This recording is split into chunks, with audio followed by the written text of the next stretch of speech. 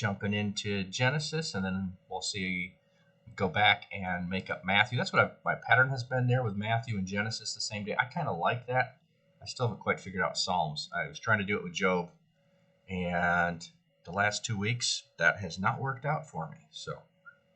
But we're in Genesis, and we're going to see what's going on there. So if you recall, what we had was Jacob had returned from being in Laban's household, and he's returned to his brother Esau. So that's where we're at. And so now we're going to get a little bit more of what's happened with Esau. Now, if you remember, Esau is the older brother. He sold his birthright for a pot of stew, and then he didn't sell the blessing. He was swindled out of the blessing. And his name as the people is called Edom, not the Esauites. They're the Edomites. And you know what? Let's go look that up. So that's what? Genesis 36. Okay.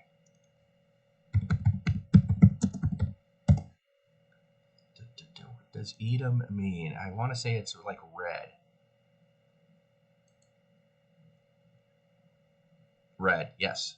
I remembered correctly. I don't always. I wanted to look it up to make sure I was correct. So they're the Redites.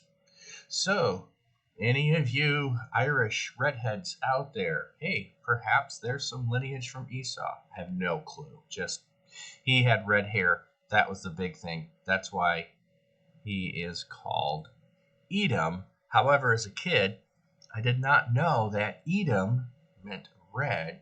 And I thought, they called him Edom because he had a big bowl of stew and he eat a lot of it. And so they called him Edom. Yeah, really bad. That's like a dad joke. But that's what all I could figure out as a kid. So, yeah, it's really funny, I think.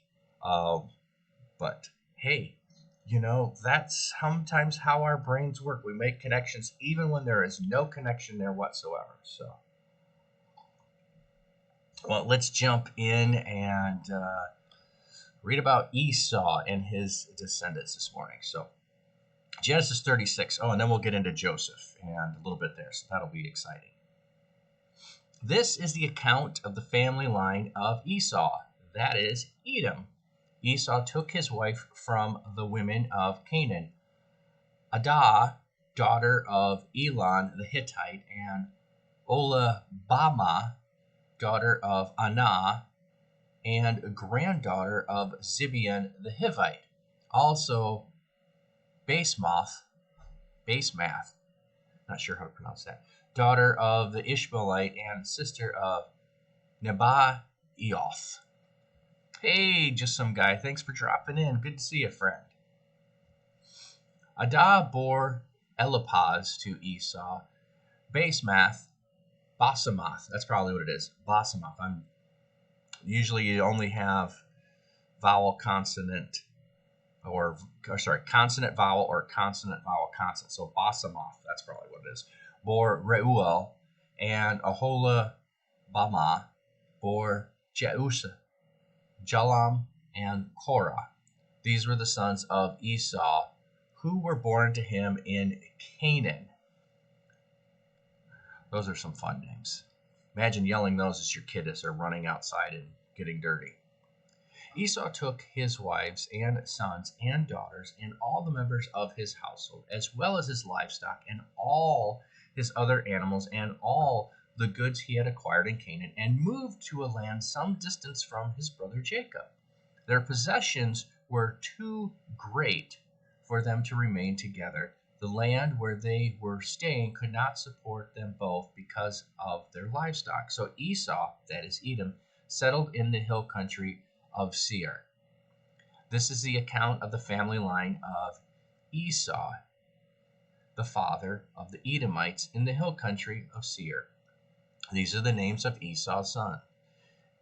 Eliphaz, the son of Esau's wife Adah, and Reuel, the son of Esau's wife Basemath. The sons of Eliphaz, Taman, Omar, Zepho, Gatam, and Kenaz. Esau's son Eliphaz also had a concubine named Timnah. That name's familiar for some reason. Not sure where I read it recently. So if someone remembers us covering Timnah somewhere, let me know. I'm thinking Job, maybe. Anyway, who bore him Amalek. These were grandsons of Esau's wife Adah. The sons of Ruel, Nathan, Zerah, Shammah, and Mizah. They were grandsons of Esau's wife Basemath. The sons of Esau's wife Aholibamah, the daughter of Anah and granddaughter of Zibeon, whom she bore to Esau, Jeush, Jalam, and Korah. These were the chiefs among Esau's descendants. The sons of Eliphaz, the firstborn of Esau, chiefs, Teman, Omar, Zepho, Kenaz, Korah. No, some texts don't have Korah. Gatam and Amalek. These were the chief descendants of Eliphaz and Edom. They were grandsons of Adah. The sons of Esau's sons, Ruel, chiefs, Nahath, Zerah, Shammah, and Mizah. They were the chief descendants of Ruel in Edom. They were grandsons of Esau's wife, Basemath. The sons of Esau's wife, Aholibamah, chiefs, Jeush, Jalam, and Korah. These were the chief descendants of Esau's wife, Aholibamah, daughter of Anah. Oh, rules sure changed in the Old Testament versus the New Testaments concerning wives and concubines. Well, at this point, there are not the Ten Commandments until Moses comes along. And so what would have been rules concerning wives and concubines hasn't been established yet.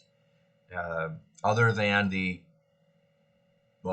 Genesis command to leave a father, and that's not really a command, it's more of an explanation of for this reason. So it's an explanation, a man shall leave his father and mother and cling to his wife, describing what marriage is. So aside from that, there aren't established in Scripture yet guidelines, rules, however you want to put them, around wives and concubines. And so you have Abraham, who does that.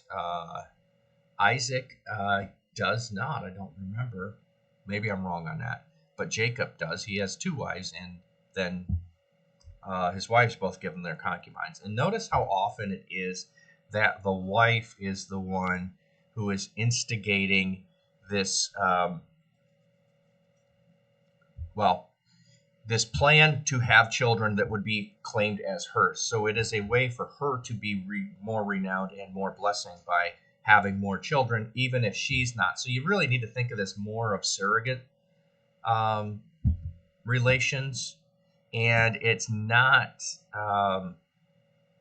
with concubines necessarily intimate relations, if that makes sense. As far as the relationship, or I should say romantic relations, wouldn't necessarily be included in part of that. So that's kind of some of it too, and I'm oversimplifying, I'm sure, but yeah, those rules don't come along quite yet.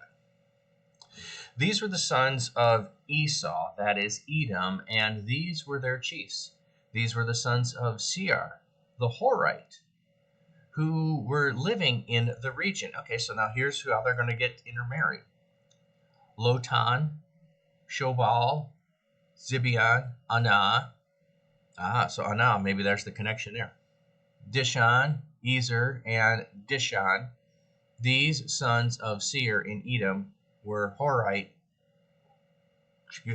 chiefs. The sons of Lotan, Hori and Homam. Timnah was Lotan's sister.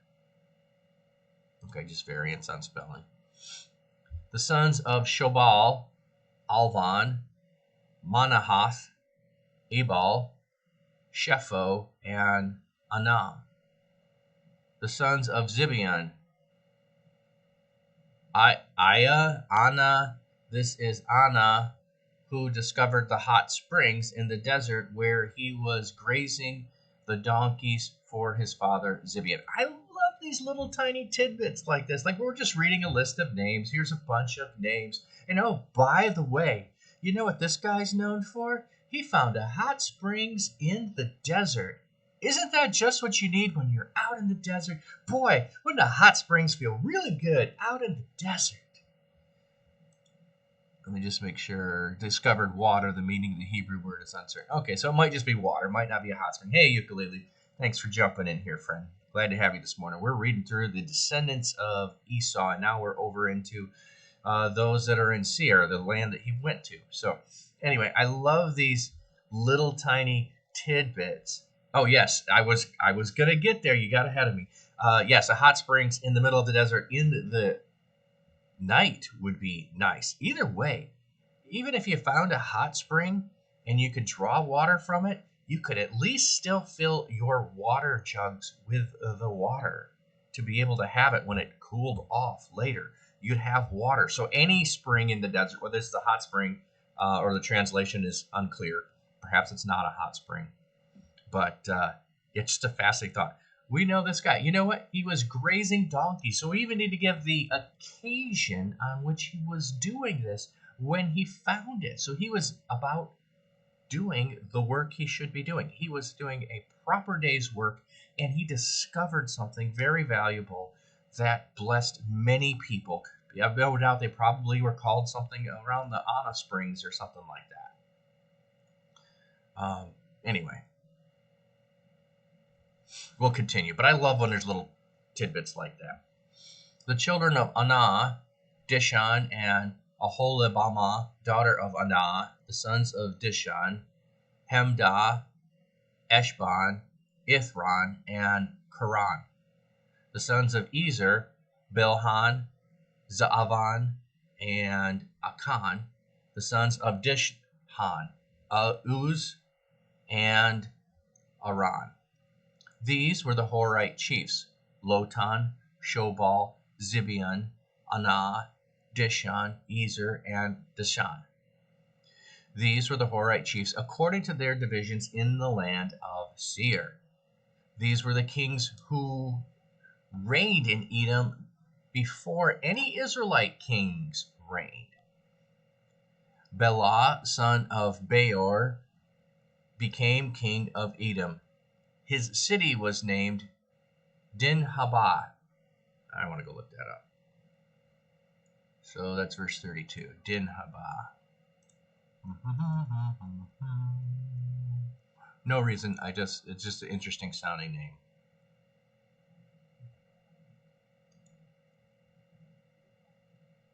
Give thou judgment. Wow. All right, so he must have been a person concerned with justice, would be my guess there. Interesting.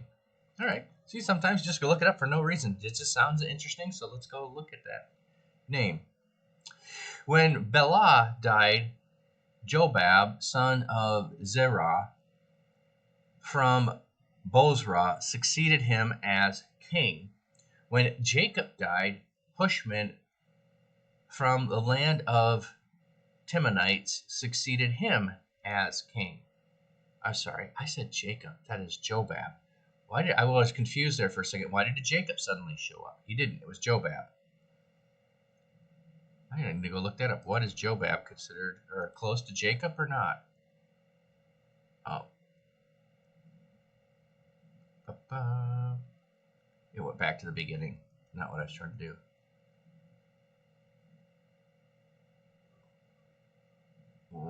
What verse were we in? Jobab 33.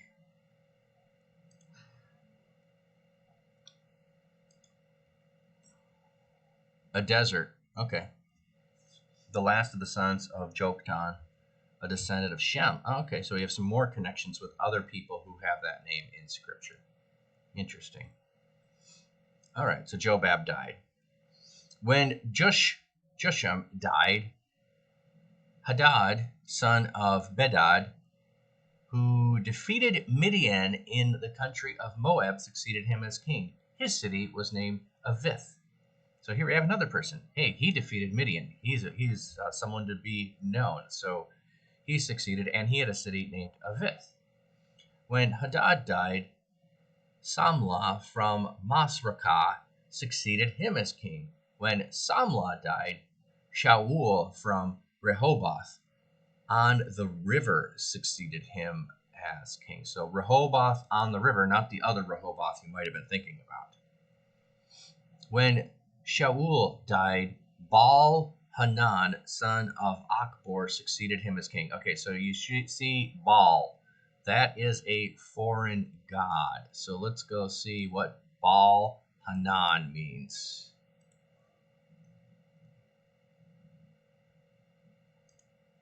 Baal-Hanan. Baal is gracious. Oh, that's not a good name. Baal is not gracious. Baal doesn't exist. Well, okay, so you see what I'm when Baal-Hanan, son of Akbor, died, Hadad succeeded him as king. Some manuscripts, Myrrh to Pentateuch, most manuscripts. Okay, so just some notes about what it says there in variation. Okay, his city was named Pau, and his wife's name was Mehetabel, daughter of Matred, the daughter of Mezahab. These were the chief descendants of Esau by name according to their clans and region: Timnah, Alva, Jetheth, Aholibamah, Allah, Pinon, Kenaz, Timon, Mibzar, Magdiel, and Aram. These were the chiefs of Edom according to their settlements in the land they occupied. This is the family line of Esau, the father of the Edomites. Yes, Baal, I believe, is one of the Canaanite gods that you did child sacrifice to. Yes.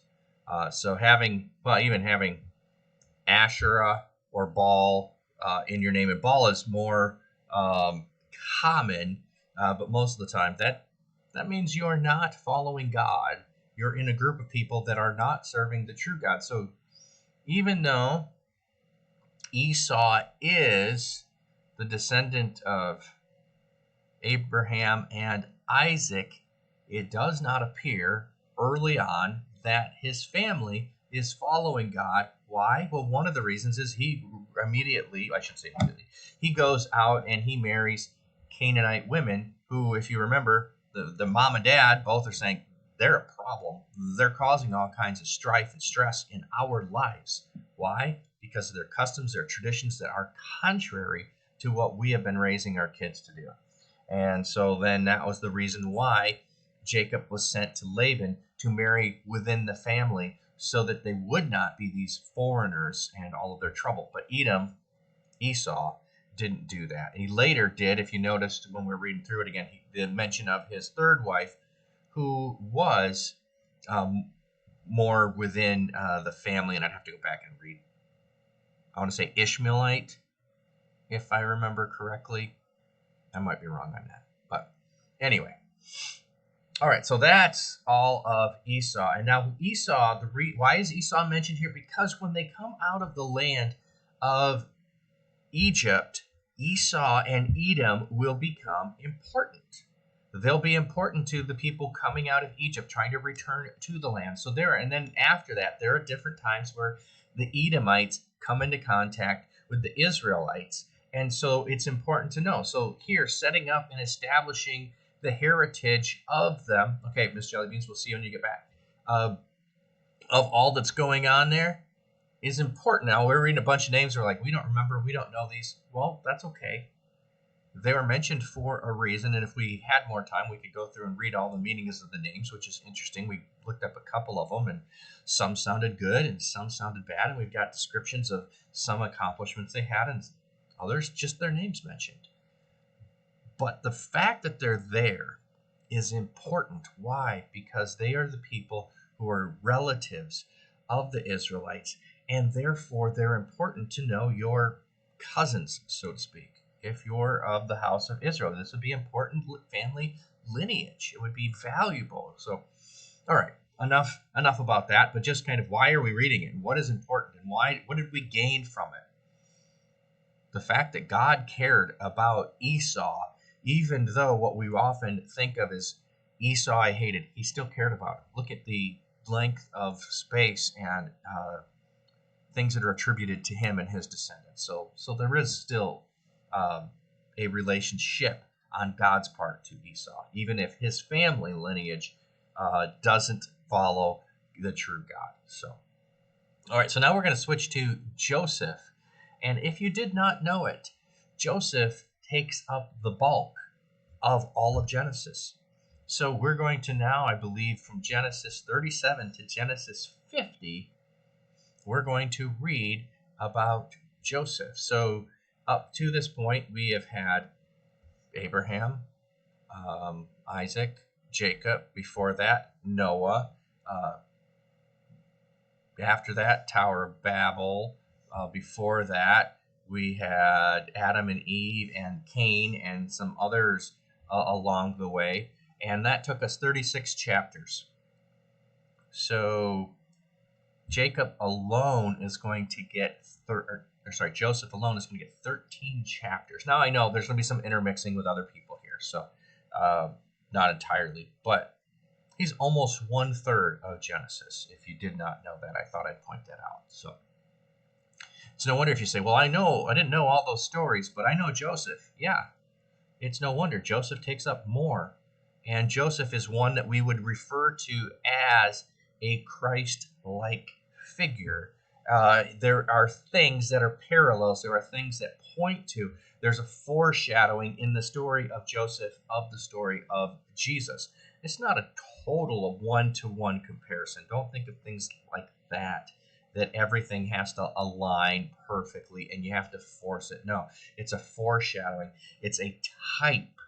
And a type is a different kind of thinking than maybe we're used to. A type just means like a model for. I think that's a good, that might be a good comparison. All right, so let's jump in. Jacob lived in the land where his father had stayed, the land of Canaan. This is the account of Jacob's family line. Joseph, a young man of 17, was tending the flocks with his brothers, the sons of Bilhah and the sons of Zilpah, his father's wives. And he brought their father a bad report about them. Okay, I'm just going to pick on the younger siblings for a minute and just ask you to raise hands. And you don't have to type anything in the chat. Just you're watching. You're just acknowledging this. Those of you who had younger brothers and sisters, how many of them were tattletales? I mean, come on. They're always going and telling on you. They thought it was their job. They gained great pleasure from it.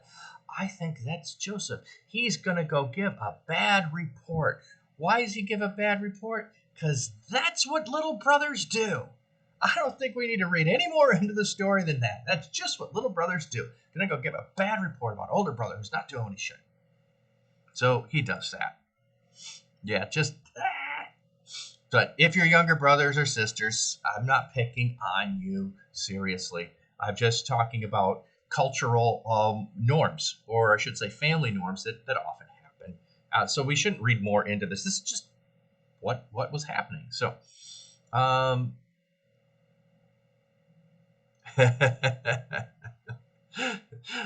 Taku, you're still welcome here. Yes, I don't care whether you're younger sibling or not. You're welcome here. So thanks for being here. That's why I said don't put much in the chat. Just kind of chuckle to yourself. But yes.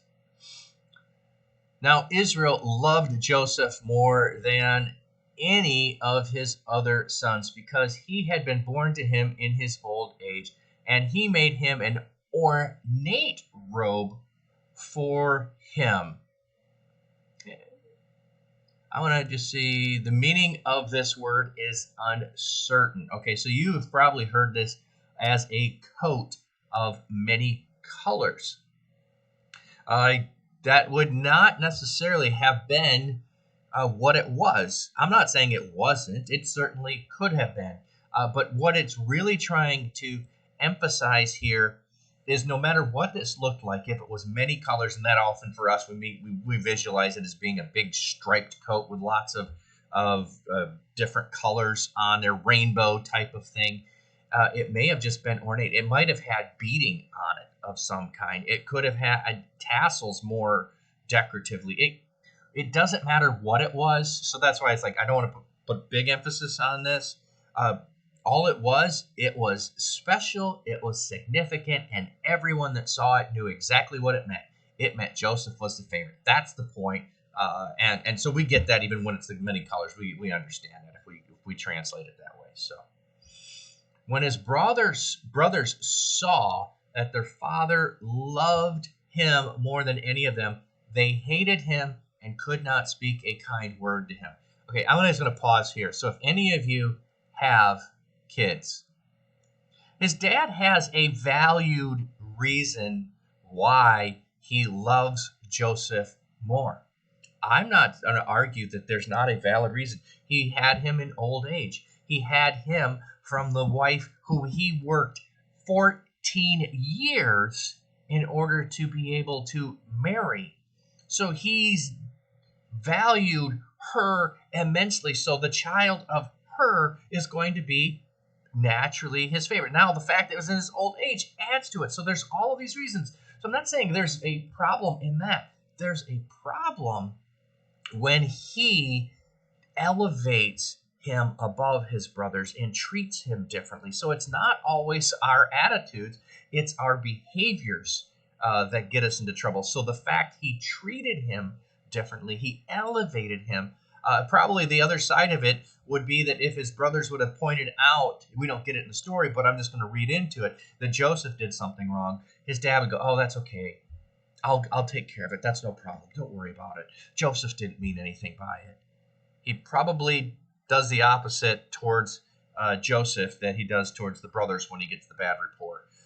That kind of a thing could have possibly been in there. So it's no wonder his brothers hate him. Why? Because his dad loves him so much. Every time they see, here's the other piece of it. Every time they see their brother wearing that coat, it rubs sand, salt, whatever you want to say, in the wound of the lack of love their father has for them. So if their father loves them this much, then Joseph, he loves this much. Every time they see their brother, they see their dad's love and the lack of love their dad has for them. It's this missing component that they're looking for of the lack of love. And so that's why I just wanted to point out here. It's not so much that you can't or wouldn't have an unintended desire or love of one child more than another. That is not an unnatural thing. What is an unhealthy thing is to treat them and to show favoritism to them. Now, on a side note, our kids would often say, well, you don't treat me the same as you treat my brother or sister. And I would say, absolutely, you're not your brother or sister. So I'm not saying you have to treat them all identically. Don't hear me say that, because what were rules for my daughter were different for my sons. Why? Because there was some age difference, there was some gender difference, there was some location that we were living difference, and so over time things changed. One thing I was mostly consistent on is sundown is bedtime. Yeah, in the summer I'm not fighting my kids when the sun's out to put them to bed in Michigan at 8 o'clock when the sun's up till 10:30. Yeah, that's just asking to be in a fight every night. So no, I didn't do it. Oh well, they turned out okay in that regard. They go to bed when they need to. All right, so I'm way sidetracked on here, but there are family lessons that we can learn here, and I just thought I'd take a little time to point some of those out of pitfalls, mistakes that Jacob makes in relationship to Joseph and his other sons, in the way that he did not consider their thoughts, their feelings, this would go into along the lines of fathers, do not provoke your children to wrath. That is exactly what Jacob is doing here. He is provoking his other children to wrath by the treatment he has of one child over another, the elevation of his love for one child and the demonstration of that love for the one child. Joseph had a dream, and when he told it to his brothers, they hated him all the more. Okay, so Joseph adds to it. So it's not just his father. Joseph contributes to this as well. Ukulele says, yeah, my parents had different rules for us. We were 8 years apart and had different friends, groups, and stuff. Yeah, if your kids are 8 years apart, the world can change in 8 years as to what is allowable and not allowable. I'll give one example of I mentioned we moved around. So when we were living in Texas, my daughter, we thought about when she turned 16, were we comfortable or not with allowing her to get her driver's license and drive? And we were thinking, I don't know at 16 if I want her driving in the environment of where we live, in the traffic in which just the amount of decision making that she would have to do and the stress of that. We just thought, I don't know if I'm comfortable with it, let alone she would be comfortable with it. Now we moved before she turned 16 to South Dakota, where they allow you to drive at 14.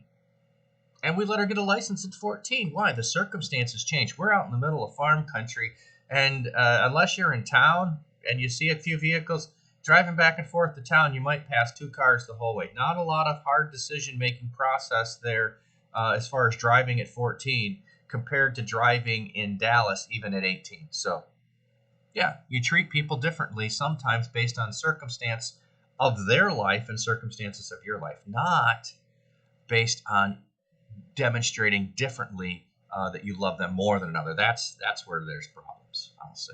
But so Joseph's dad sets up a problem. He continues to exacerbate the problem. He said to them, listen to this dream I had. This sounds to me like bragging, but I'm reading into that. There's nothing in the text that shows that. But the response and the reactions, I'm going to say, I think there could be, especially thinking of him being a 17-year-old guy.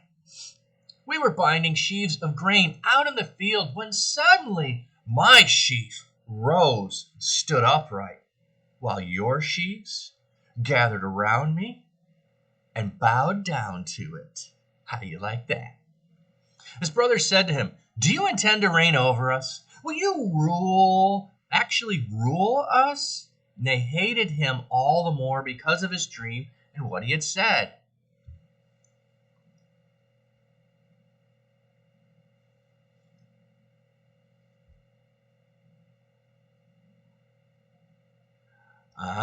Interesting thought there. Just some guy. I would like to see the driver's license changed so that there is a max ratio of power weight you can drive depending on age. That's an interesting thought. Yeah, interesting.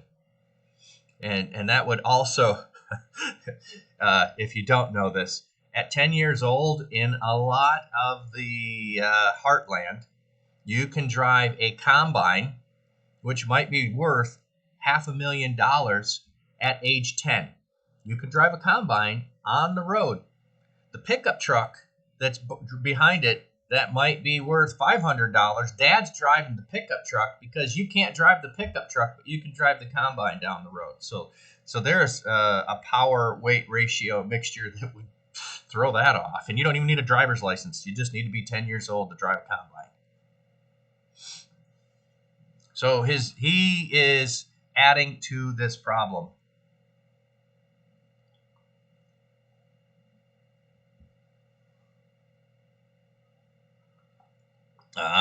Okay. Yeah, the whole thing of compact cars versus big cars. Yeah, it's an issue. I've been T-boned before too, and I might tell that story another time. But Actually, I was thinking about that story, I might tell that story and put it in Discord under the section Yay Gods, just moments where God shows up. So I was thinking about that. So I might go do that. When you're growing up in Florida, anyone with a learner's permit could drive a model or scooter below a certain cc alone. I don't know if that's better, as it is more dangerous to them. Yeah. I don't know in regards to some of that where the right place is. We just tried to treat our moped. Instead of model. Yeah, that makes more sense than a model. We treat our children in regards to what we had available and what we thought was safe for them. So, so he's talking about this dream. I think because they say, "Will you actually rule over us?" The way he is telling it, he is driving it to them as a look at what's going to happen. I know dreams come true, and this one will too. Maybe something like that. Maybe not quite that juvenile, but I think there probably was that kind of arrogance in there. Then he had another dream, and he told it to his brothers. "Listen," he said, "I had another dream, and this time the sun and the moon and 11 stars were bowing down to me." When he told to his father as well as his brother, his father rebuked him and said, "What is this dream you had? Will your mother and I and your brothers actually come and bow down to the ground before you?" His brothers were jealous of him, but his father kept the matter in mind. Now this is interesting. Notice his reply. Will your mother and I and your brothers actually come and bow down to you before the ground? His mother, dies when his younger brother is born. So has his younger brother been born yet or not? So I'm just trying to think through that. Is his mother around or not around? But yeah, so the sun and the moon would be the parents, and the 11 stars are the brothers. And his brothers become more jealous, but his father keeps the matter in mind. This bothered Jacob on some level. He didn't know what to do with it. He may have wanted to say, "That's great. I love my youngest son, and I want him to be the chief, the highest." But when we'll go later on, and I'm foreshadowing here, when it comes to the blessings he's going to give later on, he doesn't give the blessing to Joseph to be the tribe from which ruling family or the ruling kings of Israel come. That doesn't come to Joseph. Notice that. All right, so now we get to one of the stories that we probably know well. Now, his brothers had gone to graze their father's flocks near Shechem. Yeah, that's a good thought. Was he conflicted because of the arrogance of his son? Yeah, and it doesn't really say. It just says he kept the matter in mind. I think it was one of those things where, whether it was the arrogance of his son or it was the jealousy caused in his brothers to escalate, that he kept this in mind. But it doesn't tell us. This kind of phrasing reminds me of Mary pondered these things. So I'm thinking it's that kind of a this is something that he is going to remember. You know, like sometimes you go all of a sudden go, "Oh, I remember that now." And you have to all of a sudden have a revelation that something happened or you were told something in the past and you'd forgotten it for a while. I think it's one of those things that this is pointing to. He never forgot the dream that his son had said. He never forgot this dream that he would bow down to his son.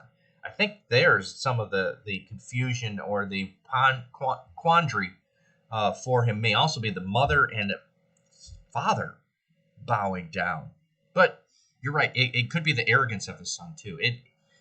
This is where we could spend a lot of time discussing the text and what's actually happening. And we'll get beyond what the true meaning is in the text of the certainty that God has given him the ability to know and have dreams, and later that shows up. So this is a piece of that. And then we have in the end the realization that these dreams do come true, even though in between there's other dreams that are shorter and their fulfillment are closer. This one will become a long ago and in the future fulfillment as we go through the story of Joseph. So the father knew, this is Taku, that the son's dream was going to come true. But with the arrogance of his son, I wonder if the father was thinking that the son would become a cruel ruler, that they would be forced about him. Oh, like that thought. I like that thought. Yeah. So if Jacob is saying, I know this will be true, but what kind of ruler is my son going to be if he acts this way? Oh, that's a good thought. We don't know, and it doesn't change the story, but I at times like to do these discussions and thought processes because I think it helps drive us into the story and become part of the story and understand the motivations and what's happening in the details of the story more than just reading it as if it was a fairy tale. Because these are real three-dimensional characters with their flaws. And we see their flaws right up front. They're not polished. They're not whitewashed. They're all in there. And it just draws us into the story, I think, all the more. So now let's read the results of the father's treatment of him and the son's attitude and behavior. So now his brothers had gone to graze their father's flock near Shechem. And Israel said to Joseph, as you know, your brothers are grazing the flocks near Shechem. Come, I'm going to send you to them. Very well, he replied. Excuse me. So he said to him, go and see if all is well with your brothers and with the flocks, and bring word back to me. Then he sent him off from the valley of Hebron. When Joseph arrived at Shechem, a man found him wandering around in the fields and asked him, what are you looking for? So notice his brothers have moved. He replied, I'm looking for my brothers. Can you tell me where they are grazing their flocks? They have moved on from here, the man answered. I heard them say, let's go to Dothan.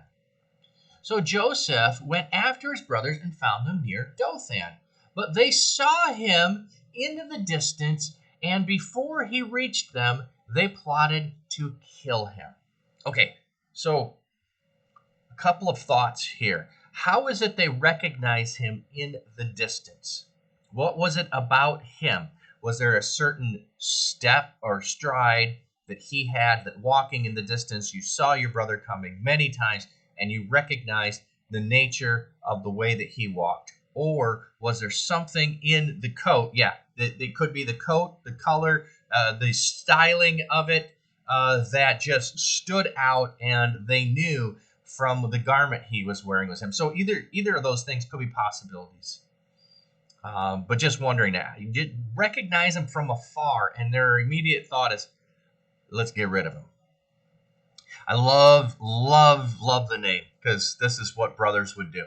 Here comes that dreamer, your derogatory term for your sibling. Here comes that dreamer, they said to each other. Come now, let's kill him and throw him into one of these cisterns and say that a ferocious animal devoured him. Then we'll see what comes of his dreams. So let's get rid of him so his dreams can't come true. I like their logic. Now, I'm not saying I like that they want to do this. I just like their thought process through is, if he is dead, we won't be able to ever bow down. Can his dream come true at that point? No, it can't. So we can get rid of the dreams by getting rid of the one who dreamed them. It seems like a logical thought process. However, the older brother comes in. When Reuben heard this, he tried to rescue him from their hands. Let's not take his life, he said. Don't shed any blood. Throw him into the cistern here in the wilderness. Don't lay a hand on him.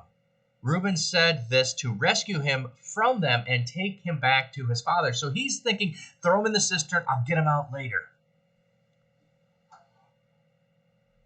Yeah, you were thinking the coat and probably an arrogant walk. Yeah, it could be an arrogant walk, or it could just be a juvenile walk. If you see kids, they're skipping and hopping as they're coming. It could be something like that too. Whereas in the Middle East, in this society, the more elderly a person was, the more prestigious they were, the more regal, the slower their walk would be. So a dignified man of the community would walk really slow because he didn't have any place to go. He was the place to be, and his dignity came with him. So it could have been the speed of his walk too, or something like that. But yeah, the coat, arrogant kind of walk. Yeah, it could be any of those kinds of things. But I just like the thought of at a distance, he sees him. Oh, and by the way, there might be some parallels in some New Testament stories at times with Jacob and his return, and Jesus telling stories of the prodigal son, or even here, the seeing at a distance, and the way the brothers see it at a distance in the story of the prodigal son. There could be some parallels and stuff in here, or image relation, not in content necessarily, but just an aside there. So Reuben, older brother, is like, yeah, this is going to mess up Dad. I don't want to get blamed for it. I'm the oldest. I'll be the one held responsible. So I'm going to get myself out of the jeopardy of him being dead by, let's just throw him in a pit. I'll rescue him later.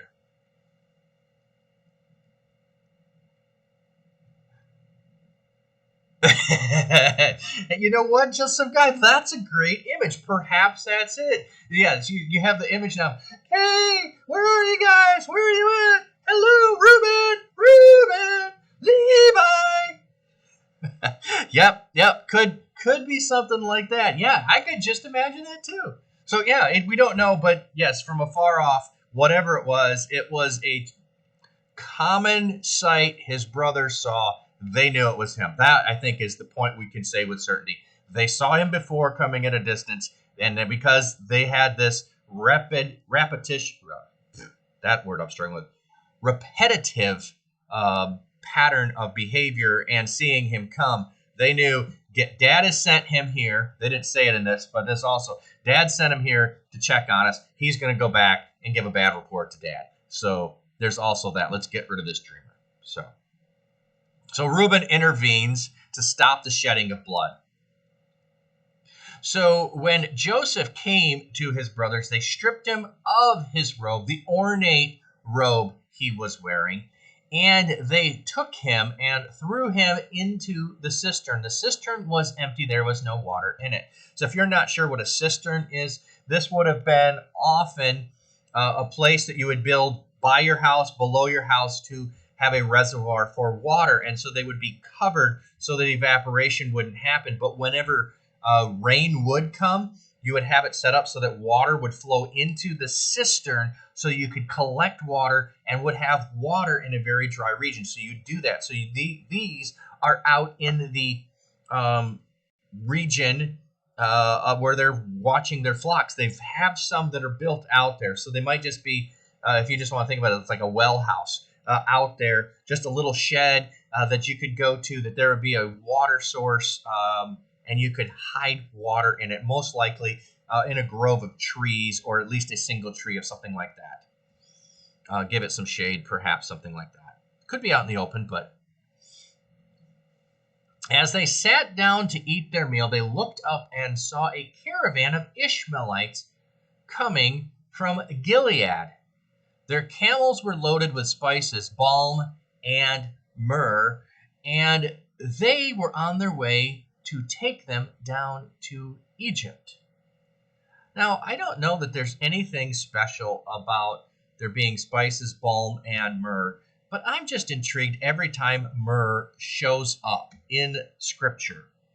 And so here, there are camels that are coming, and we have the image of three wise men, three magi, coming on camels, and they bring gold, frankincense, and myrrh. Frankincense would be a spice, and myrrh would be another one. So here we have them going to get silver, I believe, not gold. But they're eating a meal. They see the Ishmaelites coming. And, there's a balm in Gilead, if you know that song. And here you have a balm that they're bringing, and they're coming from Gilead. So just interesting connections. I'm not saying there's anything, but I just like these little tidbits that you pick up on, and when you're reading scripture in different places. You saw those survival TV guys show how to build something to gather condensation at night in the desert. That might be part of the purpose of the cistern too. Oh yes, yeah, I hadn't thought about the collecting at night. Yes, that certainly would also be a possibility. What does myrrh represent? You know what? Let's go. What chapter are we in? 18? No, not 18. 38. 7. We're still 37. Okay. I don't know if we'll have anything as far as myrrh here.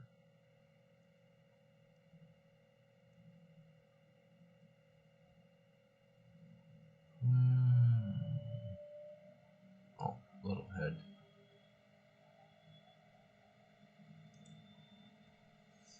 I have looked into it, and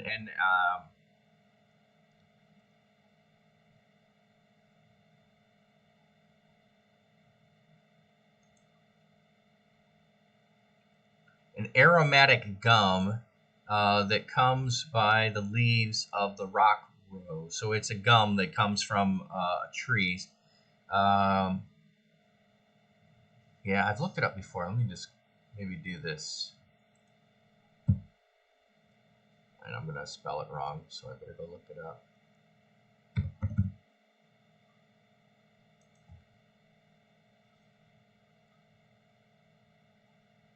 What is myrrh used for? Myrrh is used to make medicine. Myrrh is used for indigestion, ulcers, colds, coughs, asthma, lung congestion, arthritis pain, cancer, leprosy, spasms, and syphilis. It is also used as a stimulant. So it has lots of uses. So very interesting.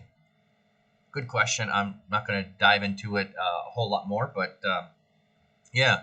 Around Christmas, you can find sets of gold, frankincense, and myrrh. The gold is usually gold leaf in like a water globe sort of thing. Yes.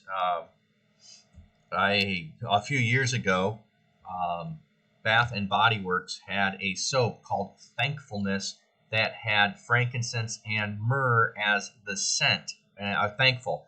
I loved that. I had several of that, and now I have a source where I've gotten soap made for myself that has frankincense and myrrh in it, so that because I like that scent. So, all right, so we got sidetracked. No big deal. We're talking about the Ishmaelites coming.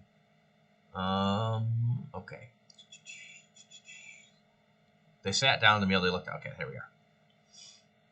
Anyway, see, this is it. I make observations. I get us sidetracked, and now I have to bring us back. But yes, I love making the connections here with any other place in Scripture. Yeah, where is myrrh mentioned? We could do a you know what? Did I look that up? It will be down here, perhaps. Okay, so biblical scripture index is Genesis 37:25, 37:25, 37:25, 43:11. You can go down here. So it's not giving us the New Testament because the New Testament is going to use a different word for myrrh than Hebrew word. But let's see what happens next. Judah said to his brothers. Now notice who is the instigator here. That will be important later. Now, we won't get there today, but pay attention to Judah here and his actions, and then Judah as we go forward, because Judah is going to be the next most prominent brother in this story, his own story, and then later back in Joseph's story. What will we gain if we kill our brother and cover up his blood? Come, let's sell him to the Ishmaelites and not lay our hands on him. After all, he's our brother, our own flesh and blood. his brothers agreed. So when the Midianite merchants came by, his brothers pulled Joseph out of the cistern and sold him for 20 shekels of silver to the Ishmaelites, who took him to Egypt. Okay, so that's just giving us the weight of shekels. Okay, so do we know anyone else who sold someone for silver? And what was their name? I know we know it, so I'm not even going to give you time. Somebody is going to pop in the chat here really quickly with the answer. So no time to play Jeopardy theme. It's coming.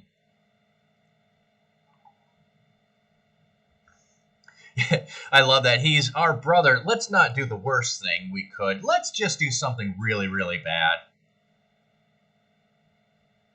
Oh, what's the difference and similarities between Midian and Ishmaelites?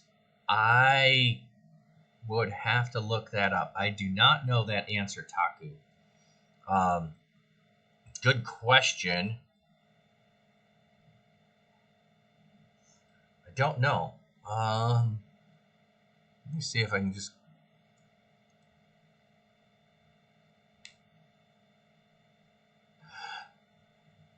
Okay, so you got my question. Yes, I was asking in regards to Judas, who sold Jesus. And we can go look that up a second because you're asking how many pieces, so we can look that up. But Judas is the New Testament version of Judah. So if you think for a minute that it is the exact same name, Judah, Judas, and you go, oh, they're not the same. Well, someone named Tim, someone named Timothy, someone named Timmy, that's the same name. We all understand that. So in Jewish culture, Judah, Judas, Jude, they're the same name. Okay, so Ishmaelite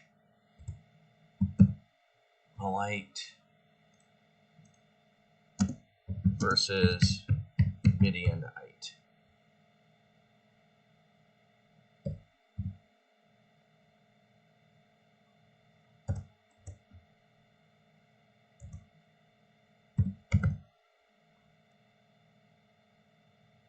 Oh, we can click that one. Are Midianites okay? Midianites traditionally have been identified as Ishmaelites in part because of the unclear passage in Genesis 37:28, which refers to the traders to whom Joseph was sold, his brothers, as both Ishmaelites and Midianites. How are Ishmaelites and Midianites related? The Ishmaelites come from Ishmael, the son of Abraham from Hagar. The Midianites come from Midian, the son of Abraham from Ketur. That makes them cousins. The Midianites and Ishmaelites were blood relations through Abraham, their forefather. Okay, so I didn't think they were the same, but yeah, the passage there conflates them, so it's mixing them together. That's an interesting thing. But yeah, thanks for pointing that out. So, see, that's where sometimes other people see things that you don't see in the text. So they're cousins. So I think that's a good thing. I think the point is they are selling him, in a sense, to relatives. I think that's the connection there. Oh, don't worry about the many questions. I like many questions. That is exactly how we learn. That is how we retain and say, this is where it applies to my life. Look, they are selling him to traders for a profit. They want to benefit themselves.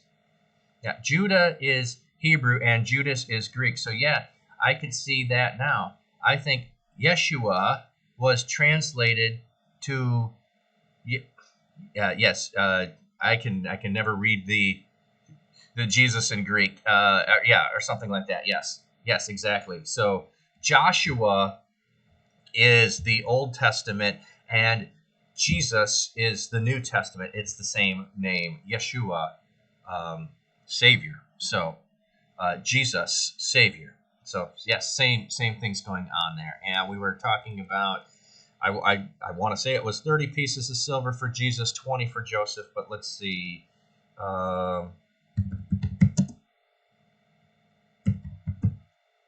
Yeah, Jesus sold for 30 pieces of silver. 30 pieces of silver.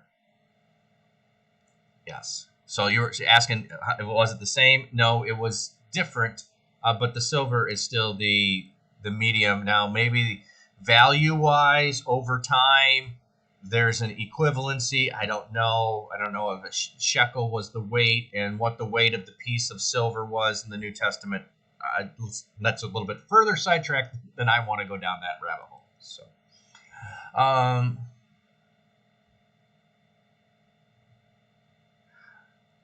oh, maybe they are like Ishmaelites from Midianites.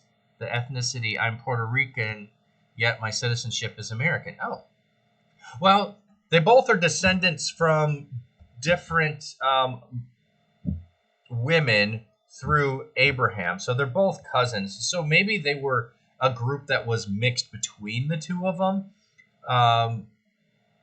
Or maybe, yeah, because maybe they were intermarried in some places, and so maybe this is what was happening. I don't know, but it's a good observation, and certainly worth us pondering.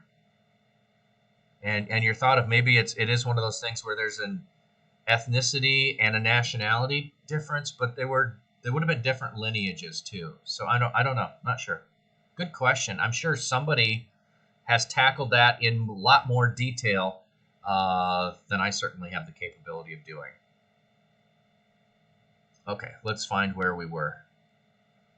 Okay, his brothers agreed. So when the Midianite merchant came by, his brothers pulled Joseph out of this. Okay, we read that part. Sold him for 20 shekels of silver. When Reuben returned to the cistern and saw that Joseph was not there, he tore his clothes. He went back to his brothers and said, "The boy isn't there.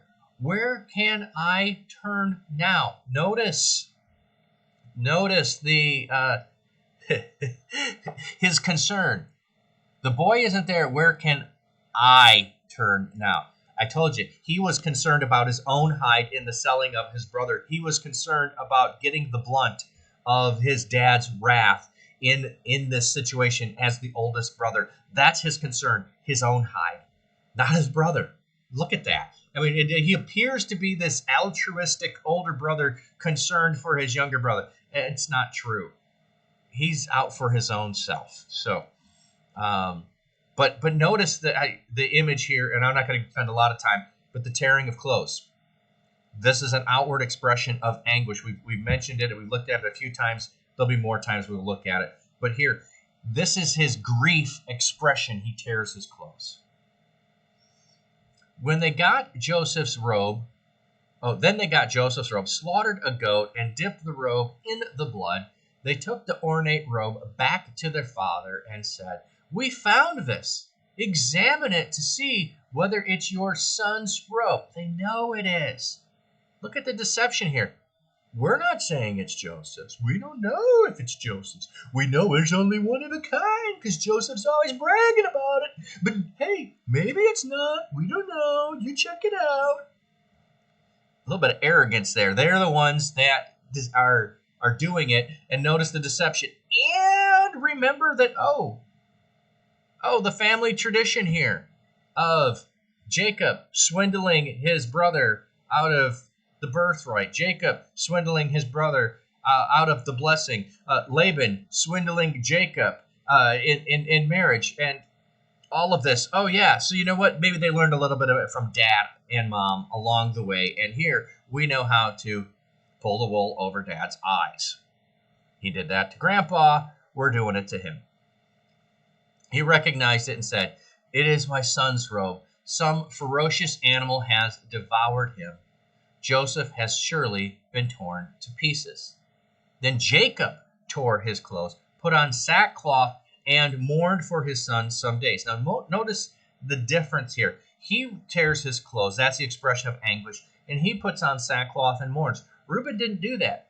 Reuben's was a personal anguish and sorrow and, "Oh no, woe is me." And Jacob's is, "Woe is my son." All his sons and daughters came to comfort him, but he refused to be comforted. No, he said, "I will continue to mourn until I join my son in the grave." So his father wept for him. Meanwhile, the Midianites sold Joseph in Egypt to Potiphar, one of Pharaoh's officials, the captain of the guard.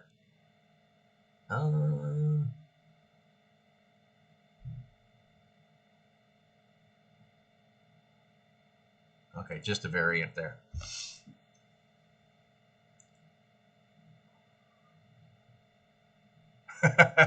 Oh, this bright colored coat? I wondered who it belonged to. Such a mystery. Yes, that kind of deception coming in. Yes, I love that. That's very nicely put there. But I want to point out here okay, so all his sons and daughters came in to comfort him. He says, no, I will not until I join my son in the grave. I don't know if you've lost a family member or you know someone who has, and what will often happen is every time there's an event, an occasion at which you would have wished that person to be there, a wedding, a birthday, a holiday, and they're not there, there is a level of grief that you experience.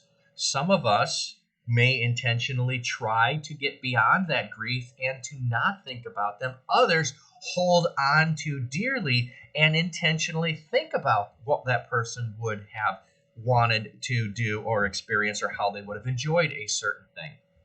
And some occasions may cause us to be in one camp or the other, and time also might shift us from one camp to another.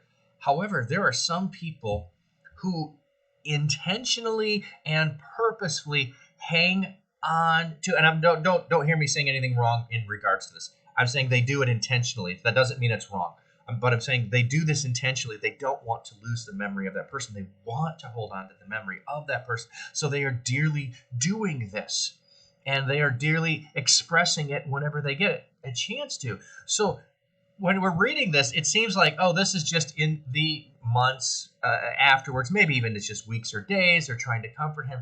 No, I think we should read this as a length of time. This is a summary of going forward until his dad comes back into the story. That's how we should read this. He is continuing to say, I will not be comforted for the loss of my son, no matter what. And if you know someone who's a parent who has lost their child, there is that reality at times that they grieve so severely that they can't move past, or they don't want to move past, and those kinds of things. So, wow, but imagine how the others feel, though one brother was so favored that the father mourned so hard. Yet I wonder if they had died, would he have mourned like that if I was gone? Yes, I think there's truth in that too.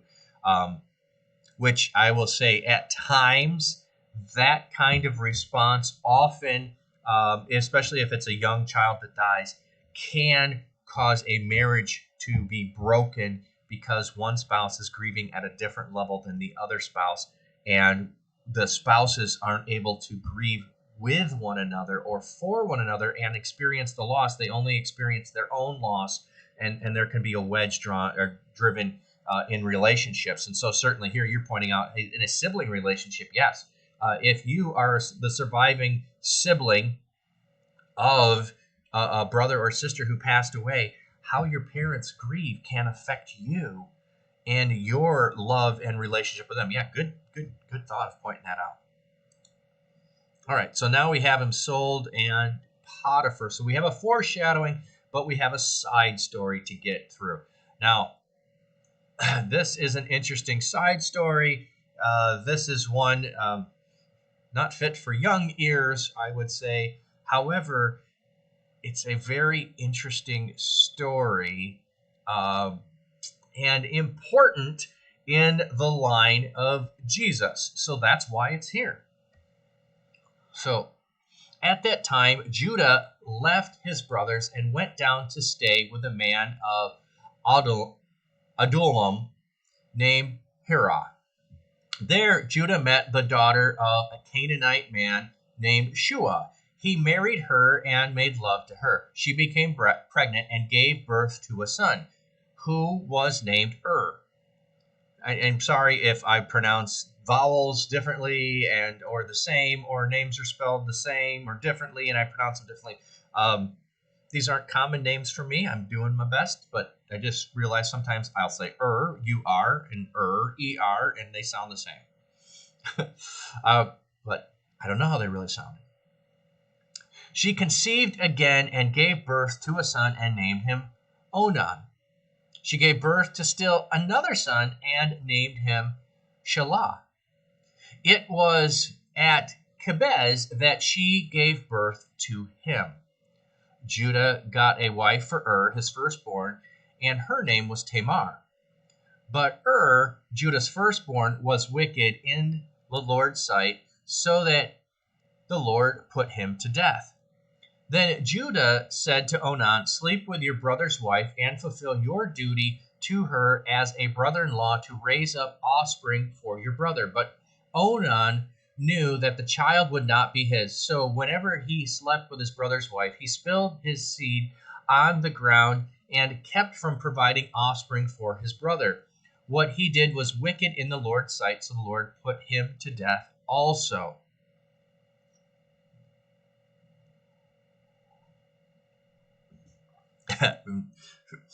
Funny joke there. Just some guy like that. If you've you've erred. Very nice. So I'll finish reading and then I'll go back and explain a little what's going on there, because this is a little bit of outside our culture. Judah then said to his daughter-in-law Tamar, live as a widow in your father's household until my son Shelah grows up, for he thought he may die too, just like his brother. So Tamar went to live in her father's household. After a long time, Judah's wife, the daughter of Shua, died. When Judah had recovered from his grief, he went up to Timnah to the men who were shearing his sheep, and his friend Myrrh, the Adulamite, went with him.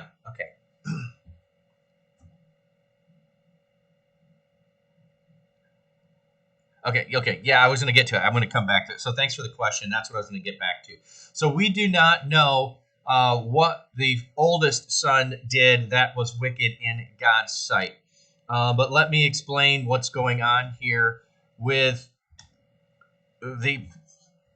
what is a tradition here. So if you're, and this is a cultural norm, so we don't think of it as, oh, that's something we should do today. This was an ancient custom, and part of this was a way to care for widows and orphans. So if a woman died and there was a brother of her husband who was unmarried, and that's where it normally is. It's not a married brother is going to do this. It is an unmarried brother is going to come in and going to marry her.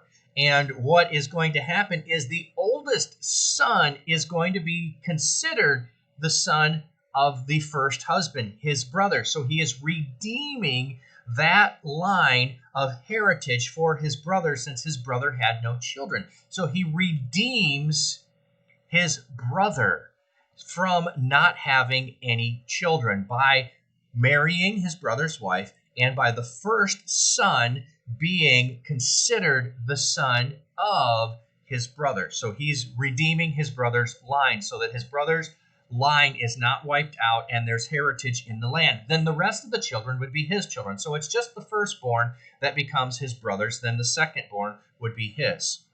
So his brother doesn't want to honor the family. He doesn't want to honor and raise up a son that would be not his. So how does he prevent his brother from being honored and redeemed? I'm not going to actually have a kid. I'm going to avoid doing what is my duty and my honor and my privilege and what I should do to honor my brother. And I'm now also dishonoring my father by not doing it, and I'm also dishonoring the widow by not doing it, in addition to not honoring the father. So this is a relationship issue of where he is dishonoring other people and not honoring God. Now, some will take and interpret this to be a literal, the action that he chooses to do is the sin, and I don't think it's that at all. I think it is the relationship that he is doing here. He's not fulfilling his duty as what's often referred to as the Kinsman Redeemer. He's not fulfilling his duty. He has a duty to do that. He could have, now maybe in this case there weren't enough kinsmen to do it. He could have I said, Dad, I'm not old enough, or Dad, this is the case, and I'm going to defer to my younger brother to have the right to do this instead of myself. He could have done other things. Instead, he goes through with it to take the responsibility and then doesn't fulfill the responsibility. And he does that with intent to not do that. So that's the reason of why it is wicked in God's sight. So hope that explains it. I know this is a weird kind of tradition and custom, one that would not be practiced very often if in any culture today that I know of. There certainly could be something along those lines where a widow might marry a family member to take care of. But what Judah does instead is he sends her back to the father's household. And when we get into Ruth or later this week, remember that Naomi tries to send Orpah and Ruth back to their father's households instead of waiting for the youngest son to come along, because that would be what would need to happen. He's too young. He's not ready. Of course, in that case, Naomi doesn't have any more. So it's like you'd have to wait for me to have a husband, then have a son, then have him grow up so that kinsman redeemer could come along. There isn't a chance for you. So just return. And so that becomes an important part. So maybe when we get into Ruth, we'll be able to dive into this kinsman redeemer thing a little bit more. But here's an origin of it happening, or a first telling of it with not a lot of details, just an assumption that we understand what's going on. Okay, so now we also have another thing. So he doesn't give the son. Now his wife has passed away, and he's gone through the grieving process for his wife. This is Judah. So he doesn't give his son, and he's waiting for his son to grow up. That's the excuse. Now his wife is dead. Now he goes through the grieving process for his wife. All of that's passed. And still, Tamar is widowed.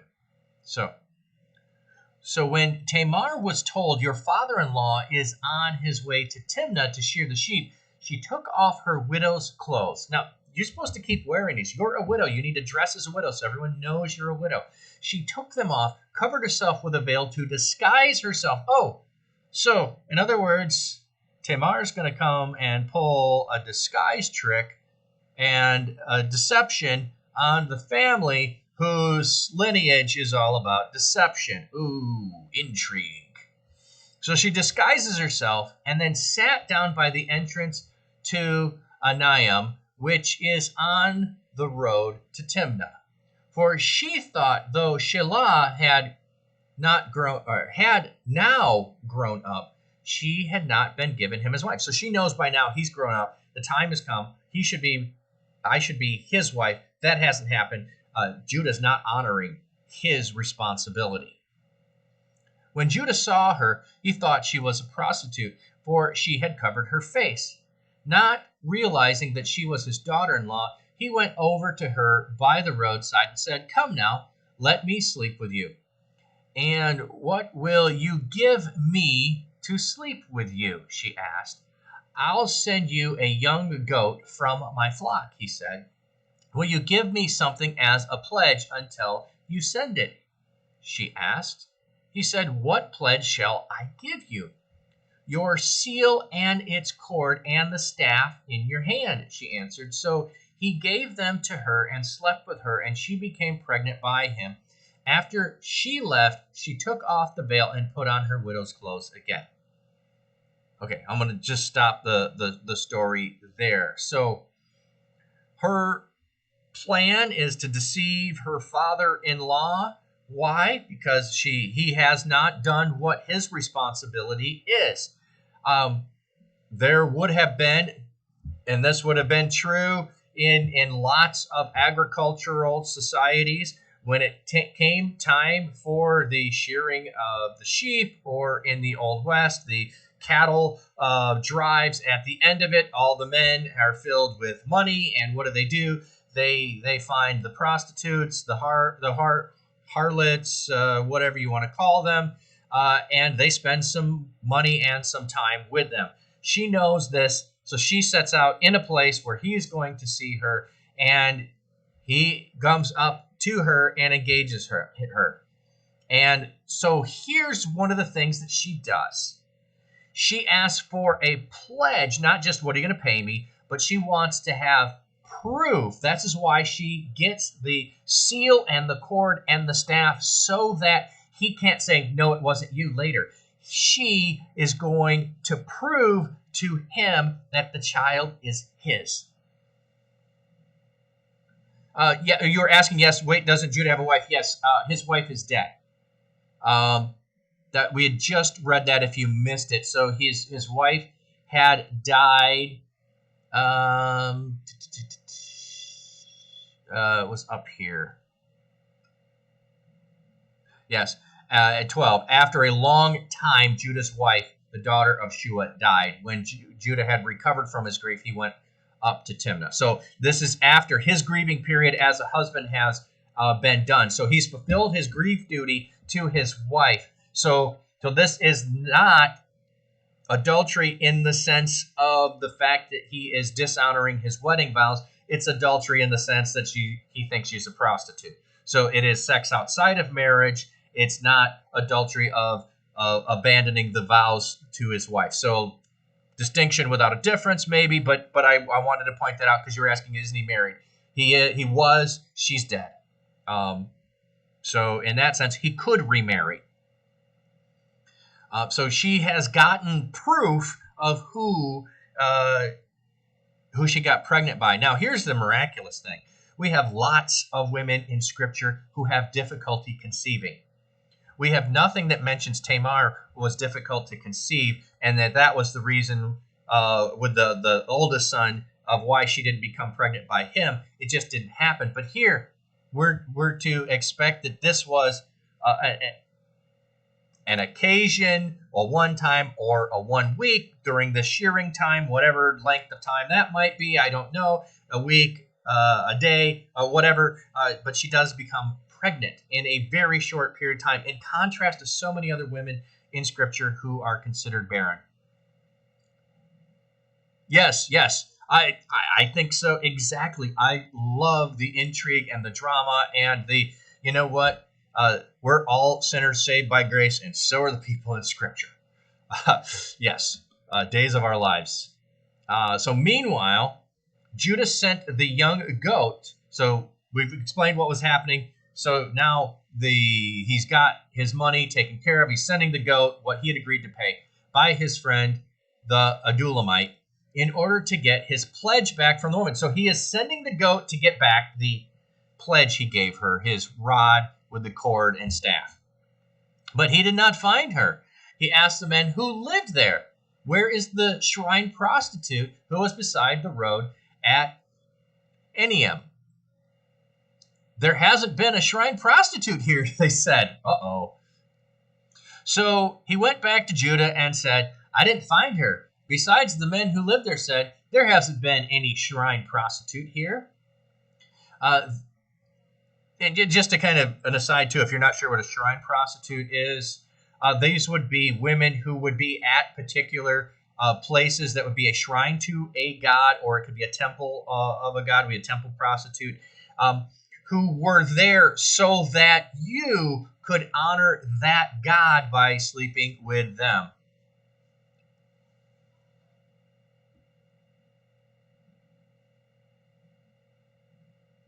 Oh, yes, absolutely, yes. Yeah, that's what I was pointing out. Yes, so this would be disrespectful to God, because it would have been considered in some ways an act.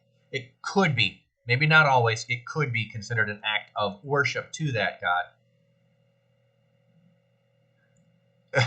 In my head, you heard it said, we haven't had a shrine lady for 50 years. Yep. Yeah, so let's continue. Then Judah said, let her keep what she has, or we will become a laughingstock. After all, I did send her the young goat, but you didn't find her. Okay, so he's like, she can keep the staff and the cord, whatever. I sent her the goat. She kept the thing that was worthless. I got the goat back. I tried to pay her, and she's got the staff. It's good enough. Let's go. About 3 months later, Judah was told, your daughter-in-law, Tamar, is guilty of prostitution, and as a result, she is now pregnant. Judah said, bring her out and have her burned to death. Okay, so Judah now hears her daughter-in-law has become pregnant, which could only, well, they say it's by prostitution. Well, whether it's prostitution or it's adultery doesn't matter. It does not honor his son, so he wants her put to death because she has violated her widow vows. Yeah, be careful where you put your business. Yes, certainly. As she was being brought out, she sent a messenger to her father-in-law. I am pregnant by the man who owns these, she said. And she added, see if you recognize whose seal and cord and staff these are. Oh, does this sound a whole lot like, hey, I don't know whose wonderful, beautiful coat this is. Hey, Dad, see if you know whose this is. You might recognize it. I don't have any idea. Here, hey, I've got this cord and staff, and he's the guy that came to me, and see if you know who it is, Judah. Pulling the same trick back on him that they played on their dad. Judah recognized them and said, she is more righteous than I, since I wouldn't give her my son, Shelah, and he did not sleep with her again. So it's verifying here that Judah doesn't take her as a wife. So that's what that's meaning there. So when the time came for her to give birth, there were twin boys in her womb. As she gave birth, you know what? I get this story mixed up with the story of Jacob and Esau. I was mixing that up with thinking that it was Jacob that stuck his hand out. But let me get this story. So I mixed up Jacob and Esau, and it's the story here about that. Okay. So as she was giving birth, one of them put out his hand. So the midwife tied a scarlet thread and tied it around his wrist and said, this one came out first. But when he drew back his hand, his brother came out, and she said, so this is how you have broken out. And he was named Perez. Then his brother, who had the scarlet thread on his wrist, came out, and he was named Zerah. So Perez means breaking out, and Zerah means scarlet or brightness. Okay, so I mixed this story up with the story of Jacob and Esau. So I love this. It's just an interesting thing. So sticks his hand out, says, I'm the first one to come out, gets the ribbon, pulls it back in, trying to get ready to fully come out, and his brother sneaks out ahead of him, and then he's born second, and even though he tried to be born first. All right, so now we're back to Joseph. So we continue with the Days of Our Lives saga. Now Joseph had been taken down to Egypt. Potiphar, an Egyptian who was one of Pharaoh's officials, the captain of the guard, brought him from the Ishmaelites who had taken him there. Now, this is a unique, or I shouldn't say, a quite distinct possibility that Potiphar may have been a eunuch. If Potiphar is a captain of the guard and he is in the household of Pharaoh, if he is not a eunuch, it means he has the possibility to sire children in Pharaoh's household. So there is the distinct possibility that he is a eunuch. The fact he's married and has a wife clouds that possibility, but there is that possibility. So when we get down to stuff later on, that could be a reason for it.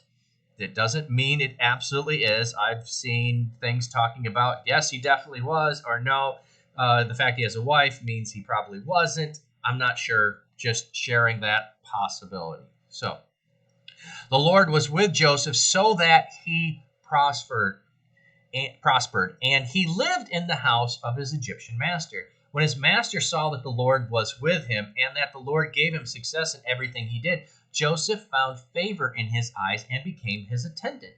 Potiphar put him in charge of his household and entrusted him in the care of everything he owned. From the time he put him in charge of his household and all that he owned, the Lord blessed the household of the Egyptian because of Joseph. The blessing of the Lord was on everything Potiphar had, both in his house and in the field. So Potiphar left everything he had in Joseph's care. With Joseph in charge, he had not concerned himself with anything except the food he ate. So I ain't got to worry about nothing. I just get to pick what food I'm eating because I'm riding the gravy train with Joseph.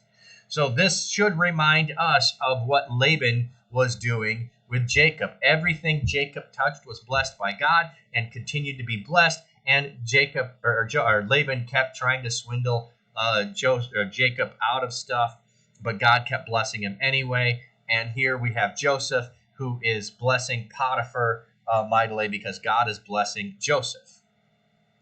Now, Joseph was well built and handsome, and after a while, his master's wife took notice of Joseph and said, "Come to bed with me." But he refused. "With me in charge," he told her, "my master does not concern himself with anything in his house. Everything he owns, he has entrusted to my care. No one is greater in this house than I am. My master has withheld nothing from me except you, because you are his wife. How then can I do such a wicked thing and sin against God?" And though she spoke to Joseph day after day, he refused to go to bed with her or even be with her. So we have this sharp contrast of the actions of Judah in the previous chapter and the actions of Joseph here, where Judah is not acting righteously and Joseph is acting righteously. And so there's this compare and contrast between the two. We have Tamar, who is acting righteously, and Potiphar's wife, who we'll continue to read, is not going to act righteously.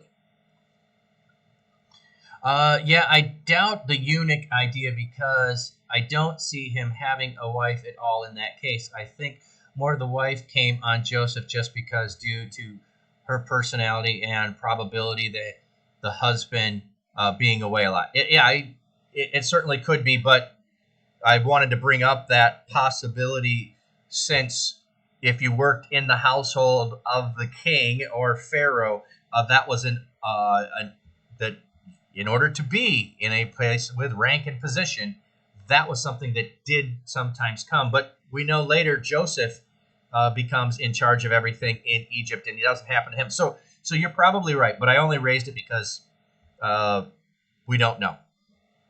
And some suggest it, so I wanted you to say, well, I came across this. Did you know it? I know it's there, but I think I'm in agreement with you. There's enough in the story that leads me to think that's not it, because it describes him as well-built and handsome is her interest in him.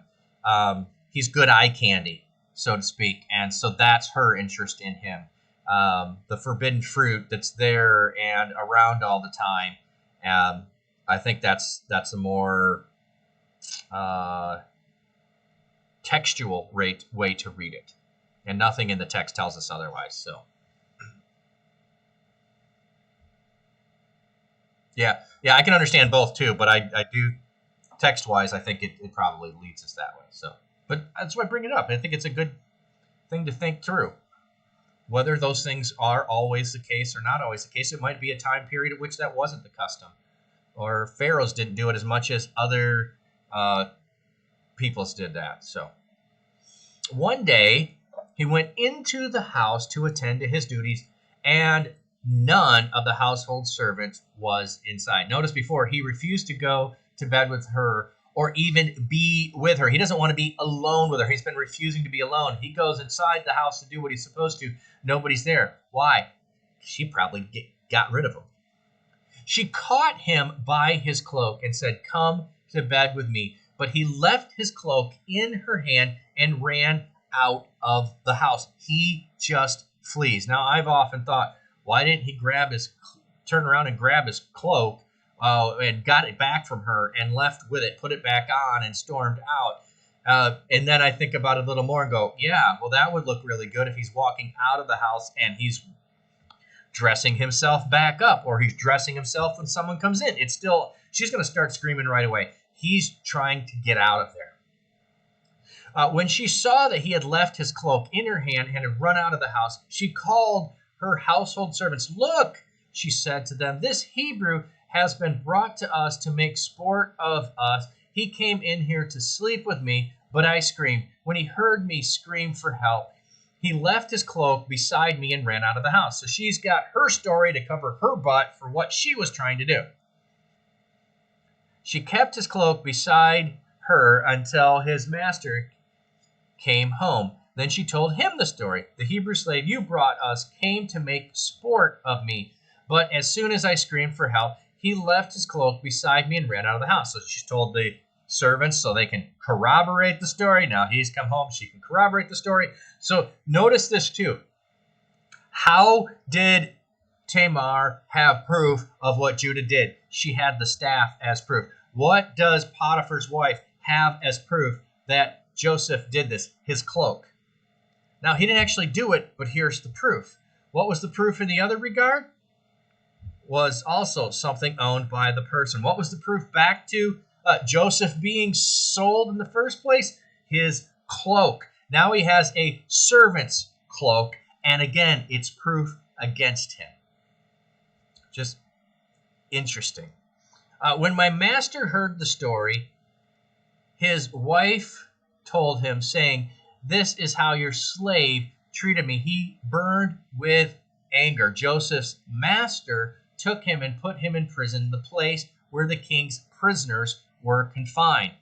But while Joseph was there in prison, the Lord was with him. He showed him kindness and granted him favor in the eyes of the prison warden. So the warden put Joseph in charge of all those held in the prison, and he was made responsible for all that was done there. The warden paid no attention to anything under Joseph's care, because the Lord was with Joseph and gave him success in whatever he did. I love how this chapter starts and ends. He's in Potiphar's house, and he does so well, and he prospers Potiphar's house that he's put in charge of everything, and Potiphar only worries about the food he eats. We come down to the end of it. He's now in a worse situation. So he's gone from in a cistern, in a pit, to in slavery, to in prison, and every place that he's at, God is blessing him, and the one in charge of him, it's blessed. And what do? They just put everything in charge of Joseph. So Joseph has success here as well. So that's how we end there. So, all right. So that's our reading there, and we're just getting into Joseph. We've moved on, and we're going to have a bunch more stuff happening in Joseph. So we had a little bit of Judah, we had Esau, Edom, and then we get into Joseph. Tomorrow we're going to do Ruth, but I'm going to back up. If you want to stick around, and let's look at